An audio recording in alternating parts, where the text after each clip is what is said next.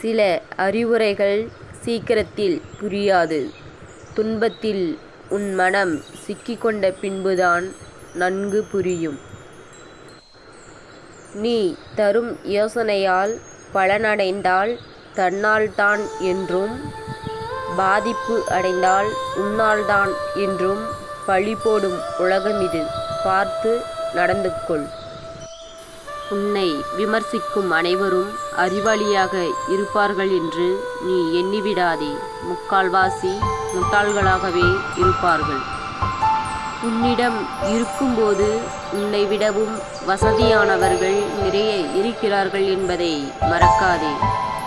இல்லாதபோது உன்னை விடவும் வறுமையானவர்கள் பலர் இருப்பதையும் மறக்காதே.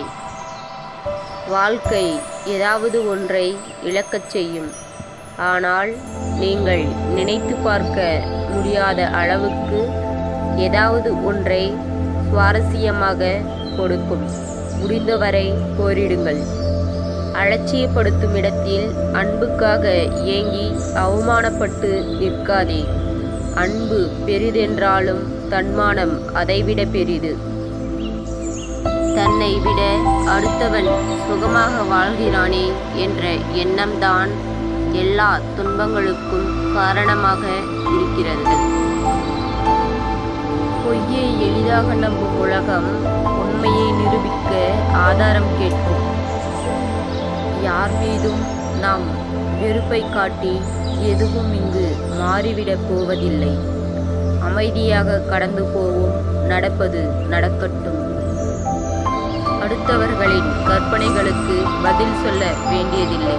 நம்மை பற்றி நமக்கு தெரிந்தால் போதும். உடலமைப்போ அழகாயிருக்கும், உள்ளமோ அழுக்காயிருக்கும் தோற்றத்தை கண்டு நீ ஏமாறாதே. உனக்கு விதித்த கட்டுப்பாடுகள் தளர்க்கப்படுகிறது என்றால் உன்னை அது சோதிப்பதற்காக இருக்கும். தவறுகள் செய்து நீ தண்டனைகள் பெறாதே. உறவுக்கு நீ செய்வது உதவியாகும், அது தானமாகாது.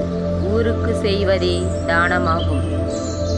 நன்றாக யோசித்து எடுக்கப்படும் முடிவுகளால் எந்த ஒரு துன்பமும் உன்னை வந்து சேர்வதில்லை. அவசரப்படாதே நீ எதிலும். நீ செய்யும் தவறுக்கு எதிர்பாராத நேரத்தில் தண்டனையும், நீ செய்யும் நன்மைக்கு தக்க சமயத்தில் உதவியும் நிச்சயம் கிடைக்கும். மனம் என்னும் புத்தகத்தை புரட்டிப்பார், தெரியும். அதிகப்படியான நாட்களை நீ அவசியமில்லாத செயலுக்குத்தான் செலவழித்திருப்பாய். அதனாலே நீ வாழ்வை வெறுத்து துன்பத்தில் வீழ்ந்திருப்பாய். புலம்பிக் கொண்டே இருந்தால் விதி உன் வாழ்க்கையை புரட்டி போட்டு கொண்டேதான் இருக்கும். அதனால் அமைதியாக இரு. விதியும் வெறுத்து விலகி போகும்.